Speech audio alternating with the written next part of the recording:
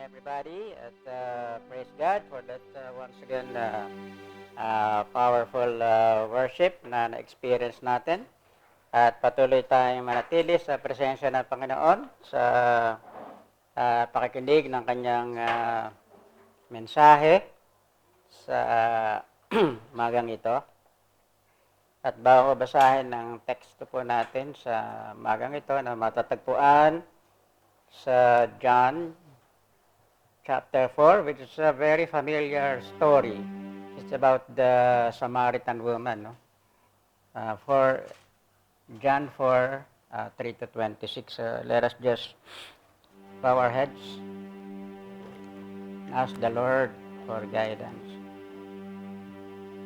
Maraming Diyos, sa pangalan po ng Panginoong Yesus, sa gabay ng Banal na Espiritu, salamat po muli sa iyong presensya, sa aming kalagitnaan sa mga oras na ito, at salamat po at tinanggap mo ang aming mga pagpupurit, mga pagsamba sa iyo, Panginoon, at tunay nga na sinabi mo sa iyong salita that you inhabits the praises of your people, O God. At ikaw nga po magpala ng iyo pong mensahe sa magang ito, O Lord, sa mga oras na ito, at ikaw nga po magpaunawa sa amin ito sa pamagitan ng Banal na Espiritu, at hindi lamang po namin maunawaan ang mga bagay na ito, kundi sa tulong mo, ito po ay may apply namin sa aming pang-araw-araw na buhay. Salamat po muli sa tagumpay na ipinagkaloob na sa iyong pamensahe, at muli Ama, sa iyo po namin binibigyan lahat ng pasasalamat, papuri at karangalan sa matamis at makapangyarihang pangalan ng ating Panginoong Hesus. Lahat tayo magsabi ng Amen. Hallelujah. So, basahin po natin ang teksto natin. It's a very familiar story. Sa John 4:3 to 26. So, he left Judea and went back once more to Galilee. Now, he had to go through Samaria. So, he came to a town in Samaria called Sychar, near the plot of ground Jacob had given to his son Joseph. Jacob's well was there, and Jesus, tired as he was from the journey, sat down by the well. It was about noon. When a Samaritan woman came to draw water, Jesus said to her, "Will you give me a drink?" His disciples had gone into the town to buy food. The Samaritan woman said to him, "You are a Jew, and I am a Samaritan woman. How can you ask me for a drink?" For Jews do not associate with Samaritans. Jesus answered her, "If you knew the gift of God and who it is that asks you for a drink, you would have asked him, and he would have given you living water."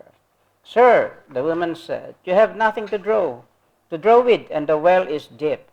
Where can you get this living water? Are you greater than our father Jacob, who gave us the well and drank from it himself, as did also his sons and his livestock?" Jesus answered, "Everyone who drinks this water will be thirsty again, but whoever drinks the water I'll give them will never thirst. Indeed, the water I'll give them will become in them a spring of water welling up to eternal life." The woman said to him, "Sir, give me this water so that I won't get thirsty and have to keep coming here to draw water." He told her, "Go, call your husband and come back." "I have no husband," she replied. Jesus said to her, "You are right when you say you have no husband. The fact is, you have had 5 husbands, and the man you now have is not your husband. What you have just said is quite true." "Sir," the woman said, "I can see that you are a prophet. Our ancestors worship on this mountain, but you Jews claim that the place where we must worship is in Jerusalem." "Woman," Jesus replied, "believe me, a time is coming when you will worship the Father neither on this mountain nor in Jerusalem. You Samaritans worship what you do not know. We worship what we know, what we do know, for salvation is from the Jews. Yet a time is coming, and this now has come, when the true worshippers will worship the Father in the Spirit and in truth. For they are that kind of worshippers the Father seeks.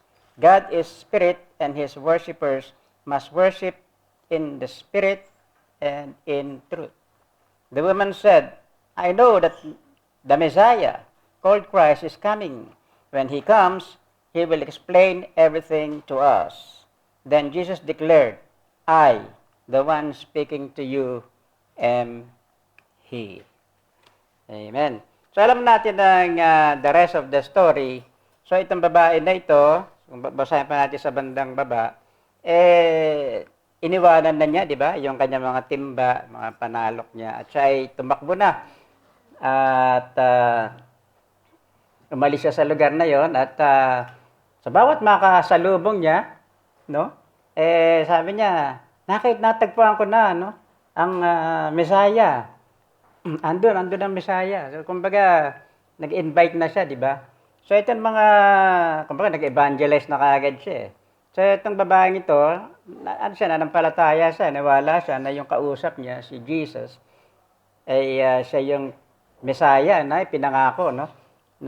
Sa Old Testament. So, yung mga nakasalubong niya, siguro, layo-layo na narating niya at pinamalita niya talaga na nandyan ang Messiah, andito.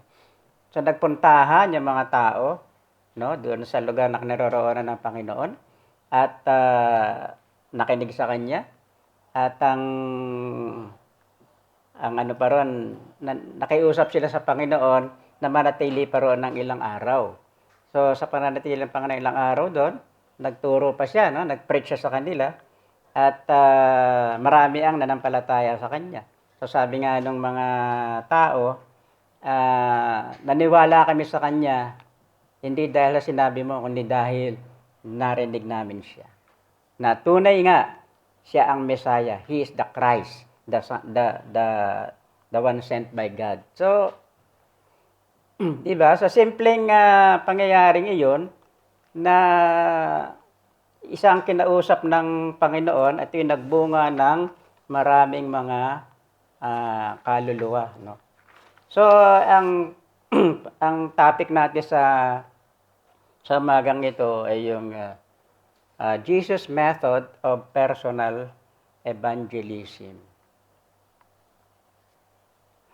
Sa panahon natin ngayon na tayo na modern age na technology, ay napakaraming kaparaanan na ng pag-share ng gospel, pag-share ng kaligtasan, ng salvation. Of course, we can use yung social media, ba? At we can reach even yung sa malayong mga kamag-anak natin o mga kaibigan, kakilala, na we can reach them through social media and share to them the good news of salvation. Now, share to them Jesus, share to them the love of God, no? Share to them the gospel. So, meron namang, of course, most of us, merong sinabi sa sulat niya, sa libro niya, si Pastor Rick Warren, ano? Kung natatandaan nyo, meron siya sinabi roon, what the Christians and the devil have in common. Ano sagot? Kung nabasa nyo. Nabasa mo? Ano? Hindi mo nabasa yun? What the Christians and the devil have in common. Sabi niya, they both hate evangelism. That's not joke. That is true. Because most of us are parang hiyang-hiya tayo, di ba? Yung wala tayong courage, wala tayong lakas ng loob na ma-share ang gospel sa kanina mga makausap natin. Parang napakahirap, di ba? Parang some Christians hate to do it, no? Kasi hindi sila komportable, no? To be talking about religion, no? Baka kasi sila tatakot kasi, andin yung feeling of rejection, yung baka alam mo na, mabash siya, no? Maalipusta siya, ma-insulto siya. So maraming agam-agam sa maraming mga Kristiyano, kaya hindi masyado silang nakakapag-share ng Word of God, no, sa sino mang, bawa, first time na makadaupang palad nila, na hindi nila alam paano, no, isi-share yung gospel. So, meron namang mga Kristiyano na napakaano nila, wala silang ka-effort, no, yung sa pag-share, pagkasalita, talagang very natural na dumarating na lang yung ano sa kanila, pag-share ng gospel sa kausap nila. No, hindi sila, so merong taong ganon, pero lahat naman tayo kasi ay binibigyan ng, sabi nga, command ng Panginoon na i-share ang kanyang magandang balita ng kaligtasan. Actually, doon lang naman tayo mag-focus dapat sa salvation. Kasi ibang mga bagay, ibang mga doctrine, hindi pa yun. At saka,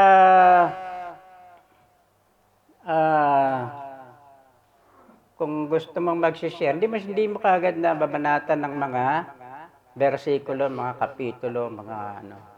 Kasi maano kagad siya Di ba? Hindi kagad gano'n na sinasabi ng Romans 3:23 na kabayaran sa 6, ano?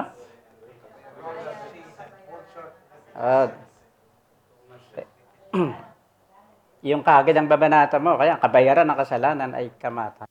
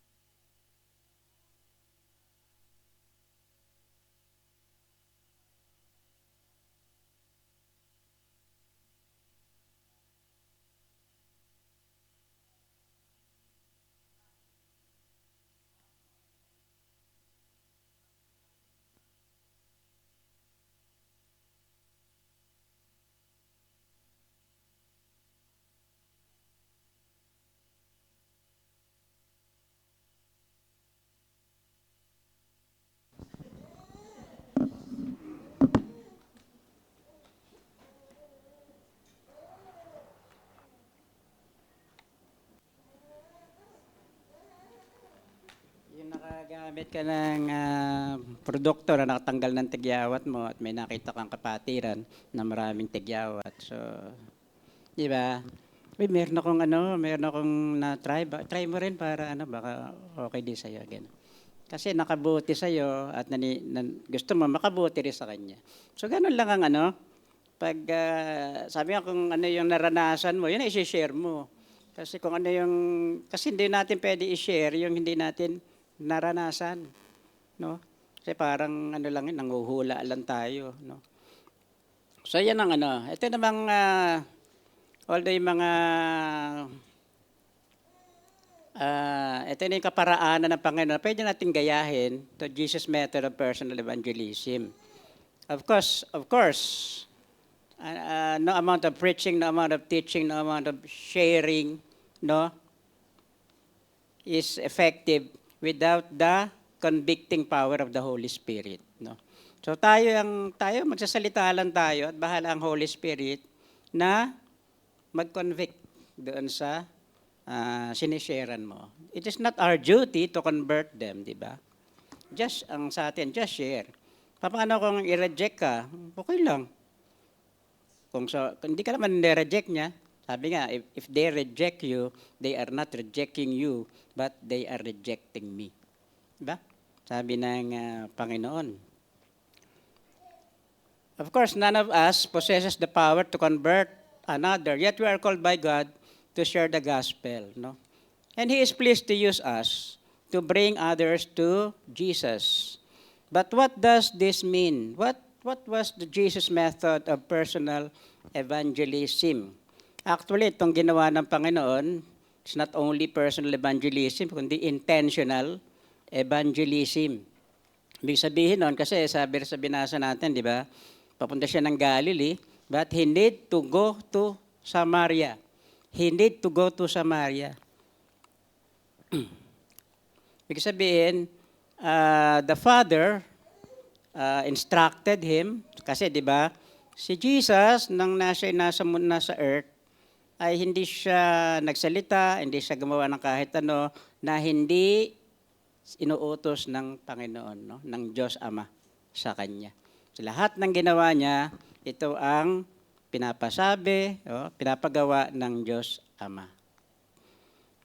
So ito, the Father instructed him to go to Samaria at doon mimit niya ang isang kaluluwa na sa messed up woman, the Samaritan woman. Sabi nga, in an adulterous relationship.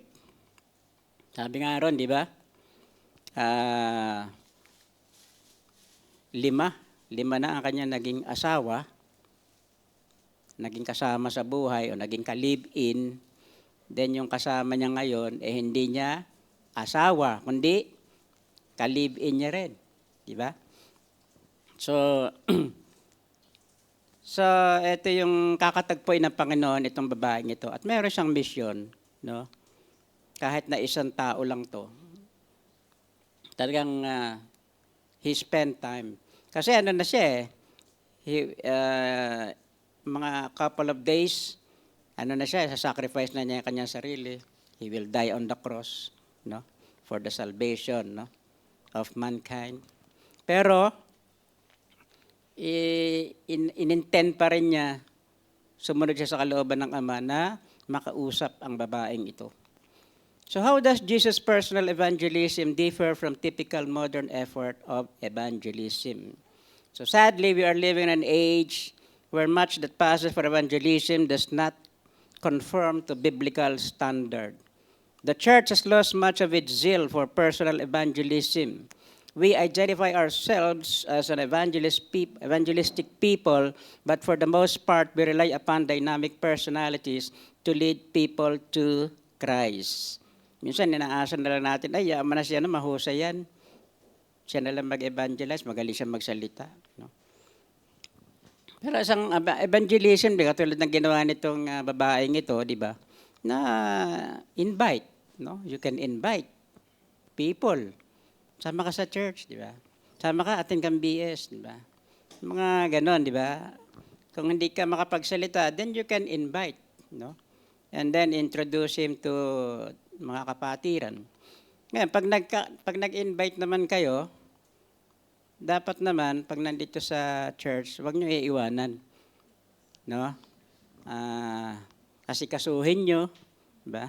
Kasi mayroong mga nag-i-invite, iniiwan nila sa isang tabi, tapos siya nakikipag-mingle sa iba. Pinababayaan na niya yung invite niya. Dapat asikasuhin nyo, di ba? Entertain nyo. No? Sayawan nyo, kantahan nyo, di ba? Entertain asikasuhin nyo. Diba? So pwede yun, yung most of us here, nagpunta rito by invitation, di ba? At pag nag-invite naman kayo, wag niya nang bubulahin. Kasi yung iba, para lang makapunta ng church. Na, Brad, pre, punta ka sa church. Bakit? Ang dahil maganda ron.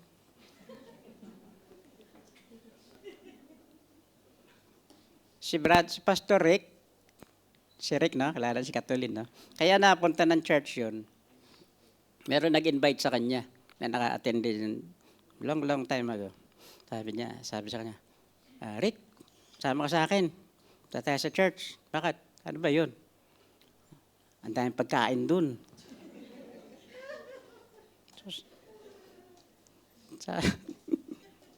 Yun ang pambungad ba? Ha? Oo, kinuwento niyan. Totoo yun, di ba, Pas? Natandaan ko pa yun, ha? Doon pa tayo sa Sulaimi. No? Ang sa kanya, maraming pagkain. Pero sa iba naman, lalo na ngayon, kasi noon, puro lalaki lang noon . Wala pa mga babaeng umaattend noon, puro lalaki lang kami noon. Pero sa ngayon, ang ginagamit na ng iba, ang dami na kasing babae, dahil ng kadalagahan. So, punta ka ron, daming maganda ron. Baka makakita ka ron, di ba? Pero, ginamit din yung way na yon para nang umaten si Pastor Rick, ng time, hindi na siya, tumigil. Talagang dire-diretso na siya. No? Hanggang ngayon. So, mga ganong, ginagamit din ng Panginoon, no? Pero wag niyo gagamitin yung ganong reason. Sabi niyo, para mas makilala mo pa siyang Panginoon. So, it's very striking to see Jesus relating to people. He has good news to share and is going to proclaim it to people.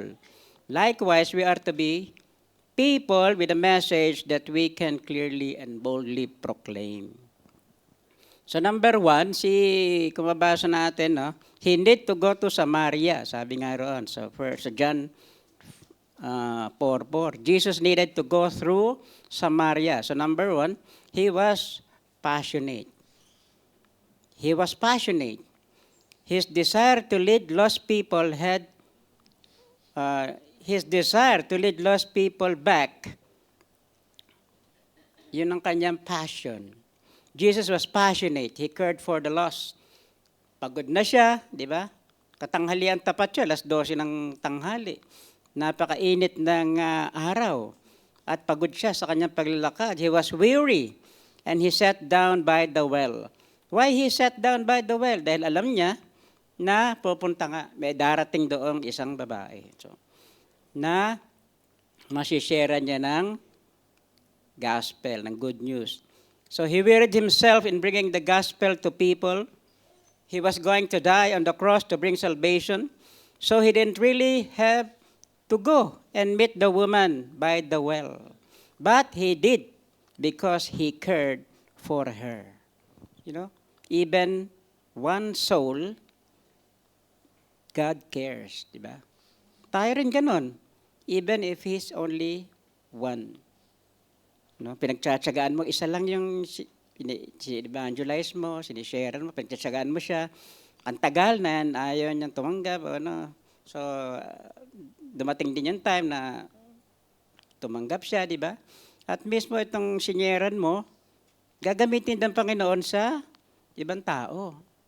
Katulad itong babaeng ito, di ba? Isa lang sinera ng Lord, pero ginamit ng Panginoon sa maraming tao. Hindi pa nga alam nito yung salita ng Diyos eh. Hindi pa nga nakapag-Bible study itong babae na ito. Di ba? Pero alam lang niya, si Jesus, siya yung Messiah. Siya lang yung daan ng kaligtasan. Siya lang ang pwede magligtas. Siya lang ang pwede natin pagtiwalaan. Ganun lang. Wala nang iba pang mga... Pag lumapit ka sa Panginoon, gaganda buhay mo. Diba? Huwag kang mangangako ng ganun. Dahil yung iba nga, nung makakilala sa Panginoon, nawala ng trabaho eh. Diba? Napauwi. O may nangyaring hindi maganda. Nagkaroon ng katakot-takot na problema. So, wag natin hahaluan ng yung hindi natin kayang pangangakuan, hindi natin kayang pangatawanan yun. Paano kung hindi gumanda yung buhay niya? Meron nga akong kakilala, nagpabaptize lang recently, no? And then after mga ilang linggo, nawalan siya ng trabaho. Ngayon, mahirap yung ganun. Kaya, karating talaga yung mga testing. Kasi Jesus, di ba, pag nag-share naman siya, hindi niya wina-water down eh. Talagang sinasabi niya, pag sumunod kayo sa akin, ganito ang pwedeng mangyari sa inyo. Huwag niyo ipapangako na mapopromote ka. Di ba? Gaganda buhay mo, gagaling yung sakit mo. Yung problema sa pamilya mo, masusolusyonan lahat yan. Ay, hindi mo naman kayang gawin yung mga bagay na yun. Nasa Panginoon yun. So just focus that salvation is only through the Lord Jesus Christ. That He is the way, the truth, and the life. and no one comes to the Father except by him. And there's no one under heaven, no? There's no name under heaven, no? Given by God that man must be saved. Only in the name of Jesus. So gano'n lang ang yung focus ng ating pag-share. Later on na yung mga iba-ibang mga topic. So he was passionate. Number 2, Jesus crossed the boundaries of social taboo, false religious restrictions, and gender divides. He crossed the boundaries of social taboo. Ano yung social taboo na yon na meron? Kasi di ba, sabi nga rito, ang kausap niya ay isang Samaritan woman. At ang mga Hudyo ay walang dealing sa mga Samaritan. Sa mga Hudyo, ang mga Samaritano ay mga, tawag nila dyan, dogs, marumi, unclean. Na yun ngang pag may masasalubong yung Hudyo, pag may masalubong na Samaritano, gagawin niya, iiwas siya. No? Kasi tingin nila talaga napakarumi nitong mga taong ito, hindi pwedeng lapitan. No? So ganun, sobrang discrimination, sinasabing discrimination. Sobra. Pero to, walang pakialam ang Panginoon sa yung itong social status na ganito, no? Wala siyang pakialam, hindi niya iniintindi yun. Kaya nga nagulat yung babae, di ba? Bakit mo ako kinakausap? Ikaw na Hudyo, ako Samaritana, nakikipag-usap ka sa akin?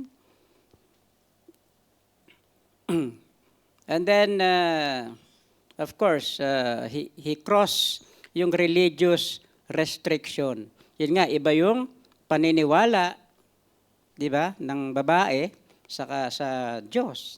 Iba yung way ng kanyang pananampalataya.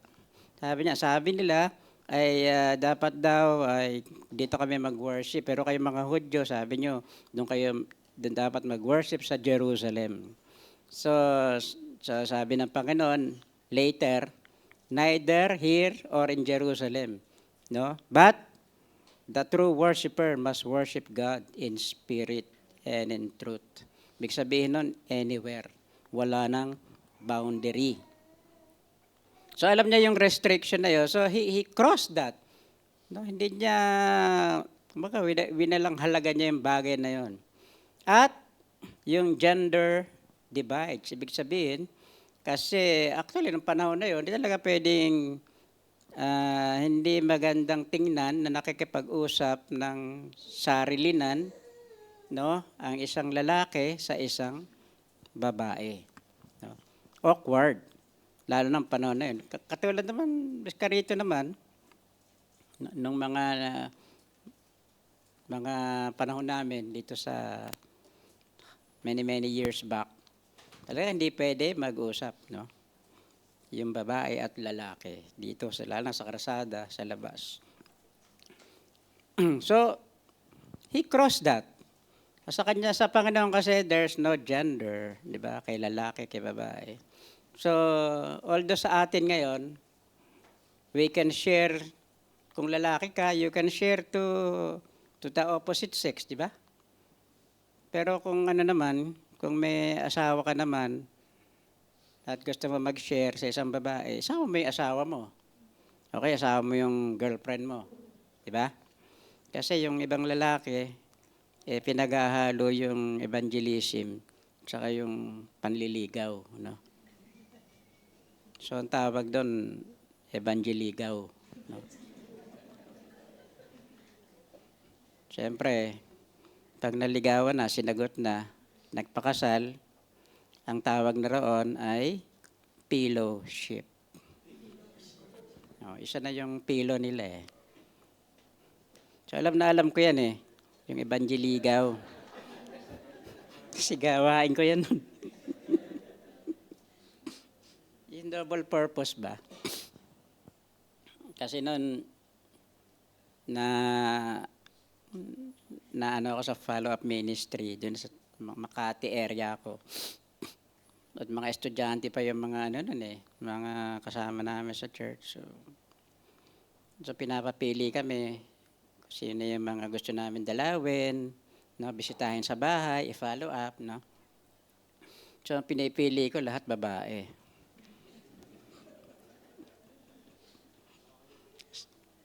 Di ba? So ano yon kung gusto niyo ba, may tumawag sa inyo, kasi minsan ganun. Brad, tulungan mo naman ako, may problema ako, baka pwede mo ako i-counsel, di ba?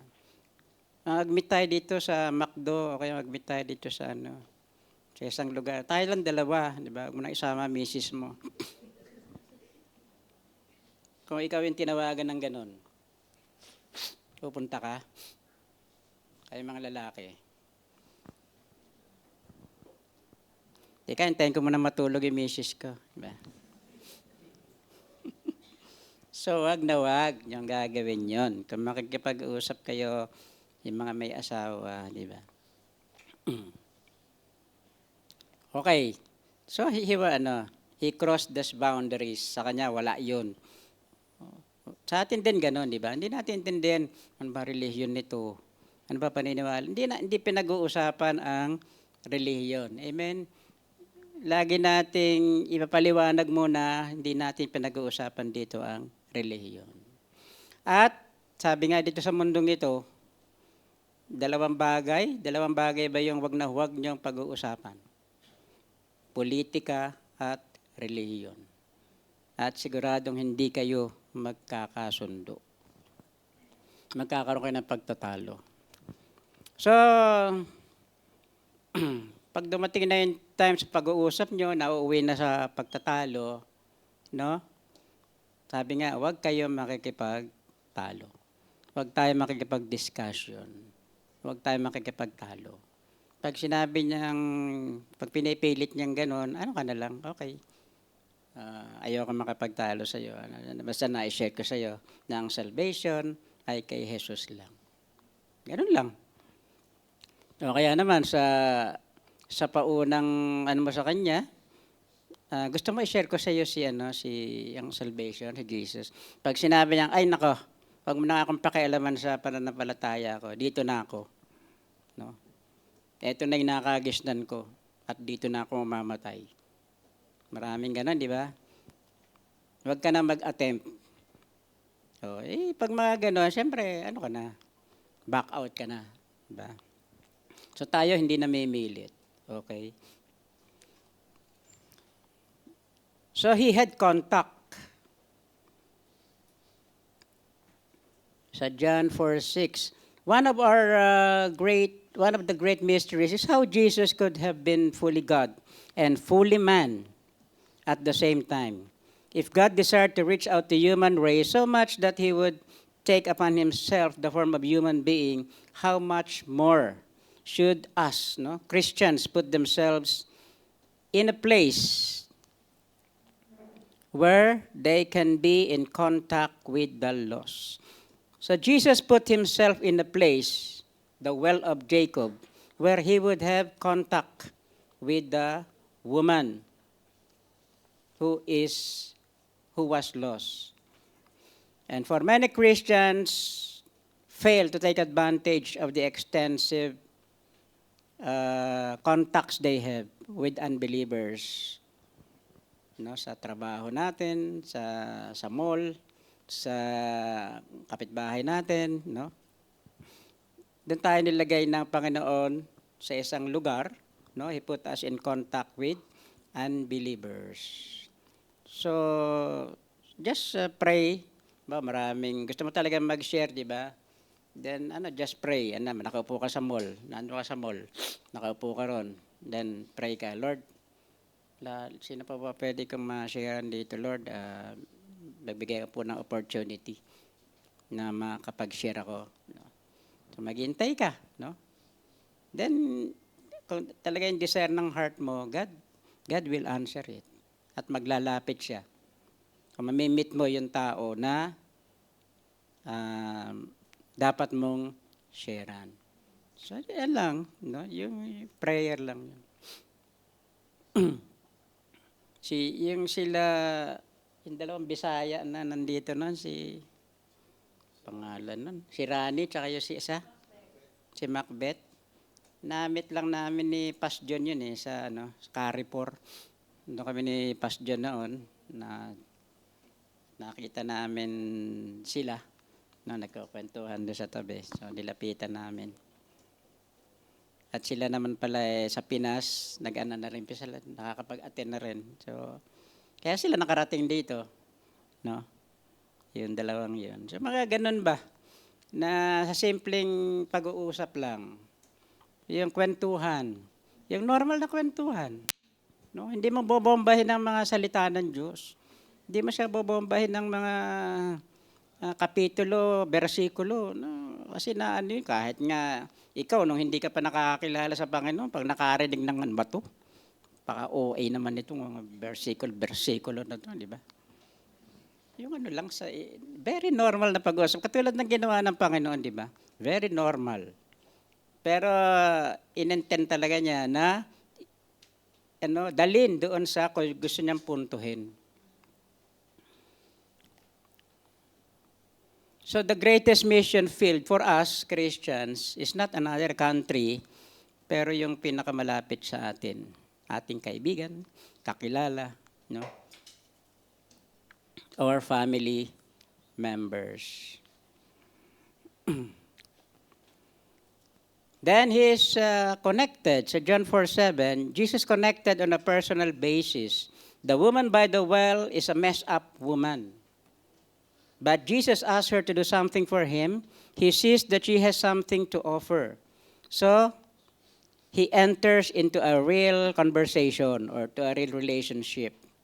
So, muna niya? Nag-start siya ng conversation na hindi naman aloof, no, yung kausap niya. So, kumbaga, yung feel at home. So, he then clearly, plainly, and boldly communicates his good news. If you knew the gift of God and who is He that is offering to you, then you would ask. That's what we need to tell people. The one true God has the gift of eternal life for them. They need to know Jesus Christ. Pwede rin ba yung pas na sa pag-uusap nyo, then you will ask him, pag nategi ka ngayon,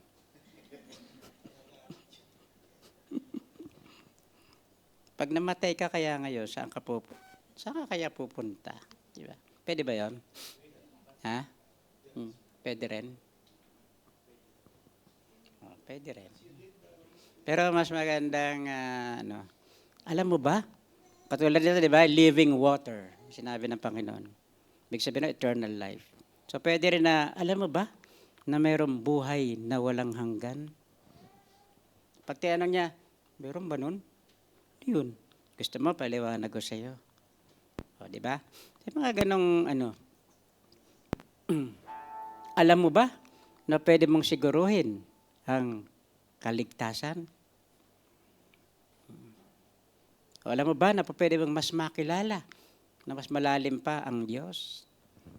Mga ganong pag sinabi niyang, pwede ba yun? Gusto mo, ipaliwanag ko sa iyo. So, pag sinabi niya, sige nga, ipaliwanag mo sa akin. So,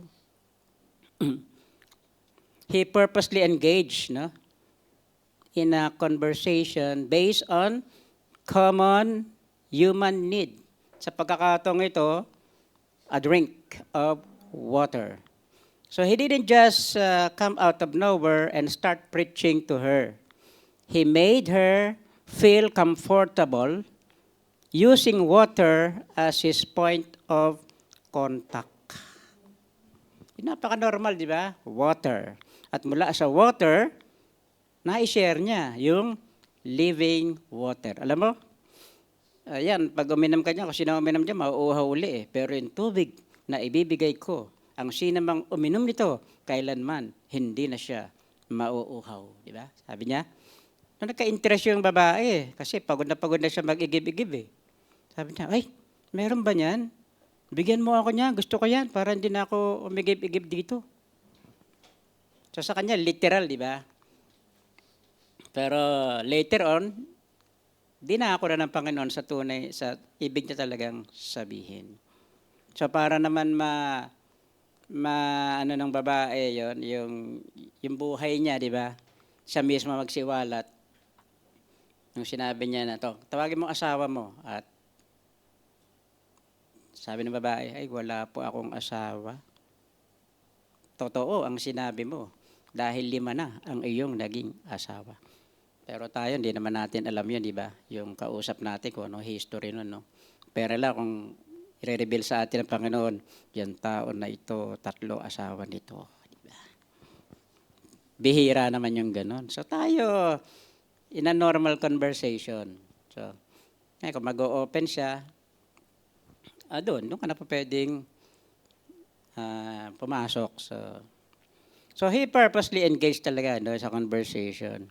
So depending to who you are speaking, so you can use sports, you can use fashion, you can use the current events, you can use the weather as a point of contact to share the gospel. So isipin mo, ano yung pwedeng, yung common ground, no? Na pwede yung pag-usapan. Sabi nga ito, iba't ibang bagay.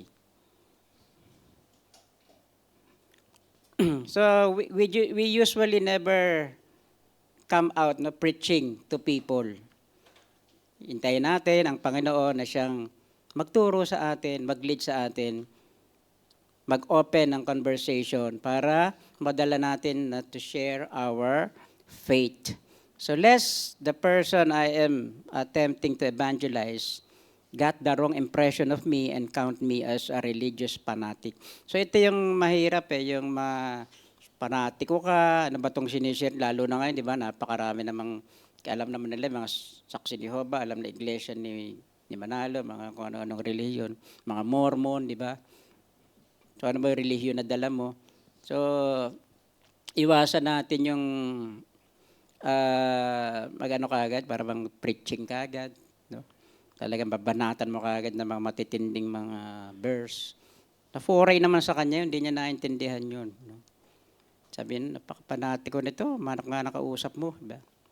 Although Jesus was God, He was also human. So He often capitalized on His human side, so He could bridge the gap of understanding between human and the Father.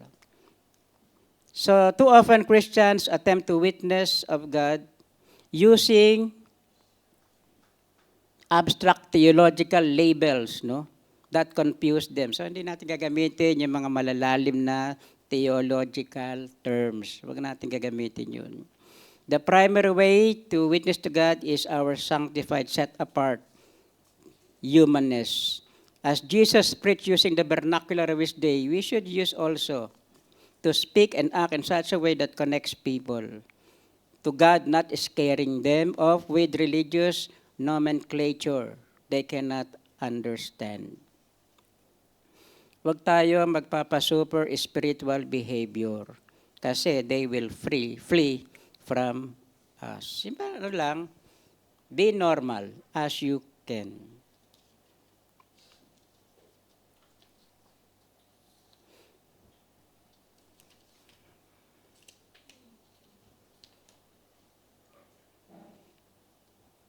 At ang panghuli ay second to the last. He offered the cure. So at the right time, He shared. No? He offered the living water. Sometimes, I find Christians make a mistake by saying to relate too long to a personal prep me without attempting to share their faith. Minsan, napopokus na tayo sa sarili natin. Mama, ito naranasan ko, ganito, ganyan, ganyan. Ngayon, nalilimutan natin i-share yung faith natin. Huwag tayo mag-focus dun sa ating mga sarili. Alam mo, nung nakakilala sa Panginoon, ganito nangyari, napromote ako sa ganyan, tumaas ang sweldo ko, ganyan, ganyan. Hindi siya interesado ron. So, interesado siya ano ba yung sinasabi mong pananampalataya sa Panginoon? So, importante yung meron ka munang relation. Di ba? Yung friendly. Alam niyo yung friendly approach? No? At panghuli,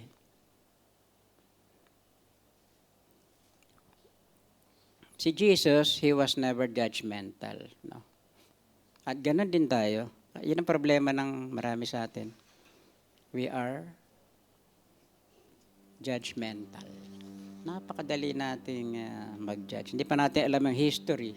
Hindi pa natin alam yung pangyayari.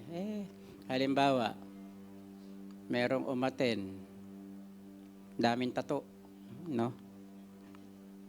Brad, matanda mo tato, ayaw ng Panginoon yan. Hindi gusto ng Diyos yan. Ganun ka kaagad. O kaya, may umaten, may hikaw sa tenga, lalaki. Brad, alam mo sa Bible, alipin lang ang may hikaw sa tenga. Hindi ano yan, hindi tama yan, hindi maganda yan. No? Hindi na-judge mo kagad, i-criticize mo kagad. Ano mararamdaman ng tao kahit ikaw lang bagay sa kanyang kalalagayan? Kung i-criticize mo kagad, no? Hindi nakababalik dito, o ay naman ang mga tao rito. O kaya long hair, lalaki, di ba? Maten, long hair. Sabihin mo, ano yan? Sa Bible, dapat mga babae lang ang long hair. Mga lalaki, dapat maigsi lang ang buhok. No? Mga ganun, kinikriticize mo kagad, ginadjudge mo. Kaya, may mga kapatiran tayo. Alam mo, problema ng iba, dapat tanggapin natin kahit sino siya, di ba? Ano siya? Wala tayong pakalam sa kanilang background. Importante, kung nandito sila, bago sila, ay ma-share natin yung pag-ibig ng Diyos. That Jesus cares for them. Ano man sila, Jesus loves them. That Jesus wants them to be saved. And Jesus wants them to grow in faith. Ganon. No? So, kakita na natin dyan sa YouTube, di ba? Napanood natin. Member ng worship team, di ba? Ba't gano'n sila? May mga tato. Tapos ano na pa yung mga suot nila para mga Kristiyano ba to, di ba? Pero gano'n ang nakakilala sa gano'ng kaparaanan. So, hindi natin po pwedeng baguhin. Bahala na ang Panginoon na magbago sa kanila. Halimbawa, puro tattoo nga, tapos na born again, alangan namang ipabura mo yung mga tattoo, di ba? Hindi na mabubura yun. Paano naman yung mga galing sa Muntinlupa? Di ba? Mga tattoo nila, mga bahala na, sige-sige, okso, no? Mga octopus, mga ahas, di ba? Paano na born again? Di ba? Hindi pwedeng burahin yung mga tattoo na yun, di ba? So hindi naman iniintindi ng Panginoon, di ba? Iniintindi niya yung laman ng puso. So we should never be judgmental. Kahit na may mga kapatiran tayo, sa totoo lang, di ba? Alam naman yung mga kapatiran natin na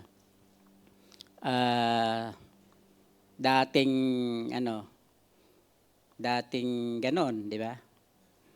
Pero nakilala sa Panginoon, nagbago na sila, di ba? Pero ganon pa rin sila magsalita. Ganon pa rin sila kumilos, no? Hindi natin pa pwedeng sila pilitin, di ba? Na, tigasan mo naman yung salita mo. Kristiyano ka na, diba? Lalaki ka. Huwag ka na kumembot-kembot, di ba? Hindi natin pwedeng turuan yun. No? Kahit na gano'n sila, tanggapin natin, mahal natin sila. At mahal sila ng Panginoon. Ang importante ay hindi sila gumagawa ng mga bagay na hindi kalugod-lugod sa Diyos. Di ba? Tanggap natin lahat, no? Gender divide, ano man yan. Hindi natin pinag-uusapan yan. Dahil sila man ay gagamitin din ng Panginoon. Amen. So ito po ang yung mga bagay kaparaanan na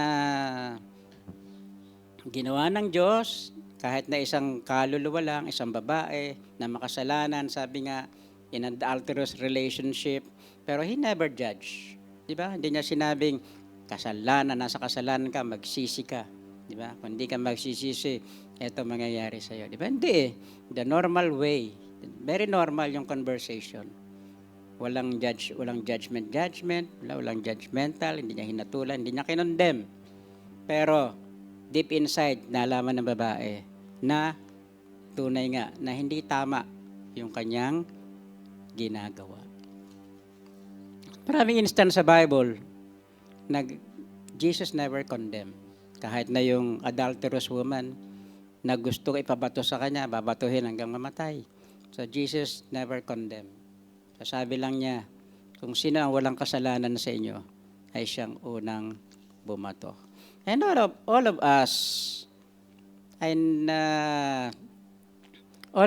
ay marumi sa harap ng Panginoon dati. Pero tayo, lumapit sa Panginoon, nagpalinis sa Kanya, at nakatanggap ng kaligtasan, nakatanggap ng buhay na walang hanggan. At ang bagay na ito, ang gusto ng Panginoon na ma-share natin in a normal way, in a very personal way sa sino man ilalapit niya sa atin na gusto niyang mabahaginan ng kanyang magandang balita ng kaligtasan.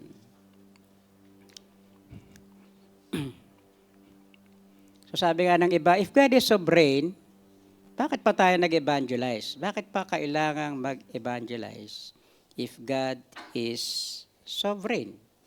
Kasi kayang-kaya naman niyang iligtas ang lahat ng tao. But many people,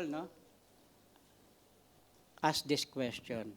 We think God is sovereign anyway. He determined who is going to heaven and who is not. Then why do I need to inconvenience myself, take risk to share the gospel? The answer is that God has commanded us. He not only ordains the ends, but He ordains the means. I know that I don't have the regenerating power, but God who saves by sovereign grace is pleased to use us as a witness, as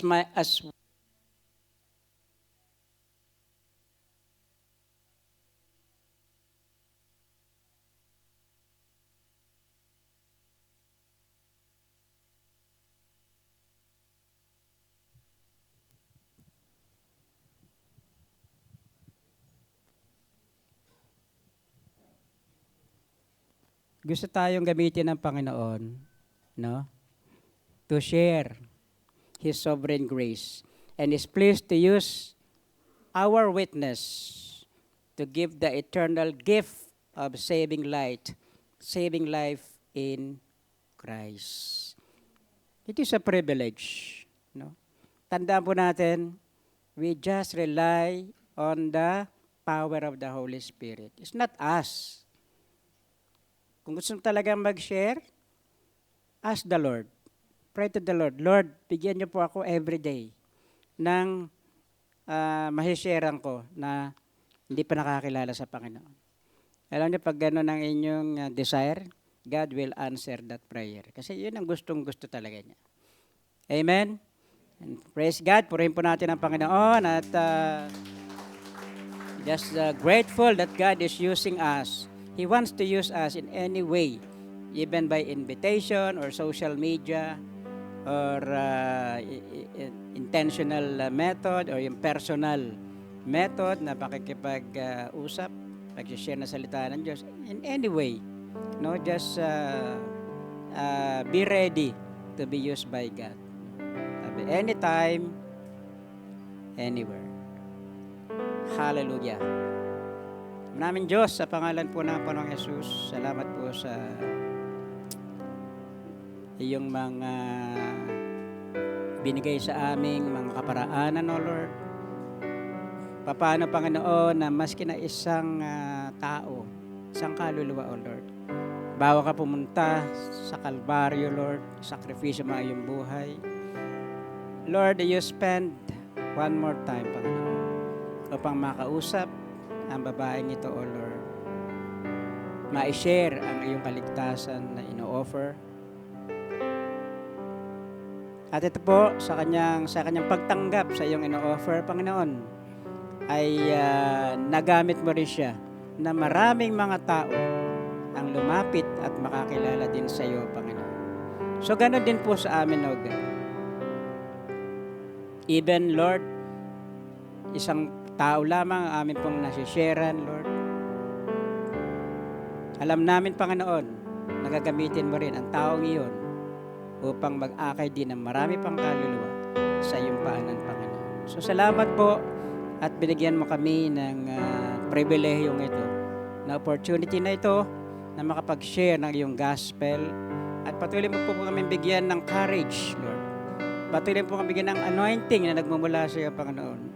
Patuloy mong tulungan kami, O Lord, sa pamamagitan ng biyaya, Lord, na kahit sa anong paraan, Panginoon, ay maibahagi, maikalat namin ang iyong magandang balita ng kaligtasan. At salamat po sa tagumpay ng iyong mensahe sa umagang ito. At muli, Ama, sa iyo po namin binibigay ang lahat ng pasasalamat, papuri at karangalan sa pangalan po ng aming Panginoong Yesus.